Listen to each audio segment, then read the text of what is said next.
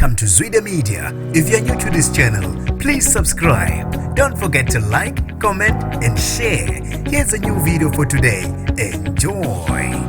Usekhalelwe ngamasongo kaSigonyela umelaphi wendabuko uDr Mabalengwe ngezinsolo zecala lokubulala kanye nelokukhwabanisa. Nginibingelele ngiphinde nginamukele kuphina kuphi la nibulo khona le video. Mangoqala sijoyina leli khasi wamwelekile igama lami ngosibonga konke wakantwande mothanda ungangibeza intatheli ka YouTube. Ngizocela usilandele ku Instagram @zwide_media. Kubiyo ukuthi usekhalelwe ngamasongo kaSigonyela umelaphi wendabuko waziwa kakhulu uDr Mabalengwe ngezinsolo zecala bulala kanye nelokukhwabanisa imali ebanki lakwa Absa. Ngokwembiko ye Real TV1 kuthiwa lo melaphi wendabuko ushaqwe ngamaphoyisa namhlanje wabe sebewumvalela epolice station eDurban North. Kanti ke kuthiwa angahlathuthukele endaweni yaseGoli Sentini la kusolala khona ukuthi lamacala amataniswa nawo enzakala khona. Kanti ke imbiko ephelele evele emaphoyiseni nako bomthetho ibingakaphumi. Kusalindwe ukuthi kwaqinisekiswa ukuthi ngabe ngempela imaphi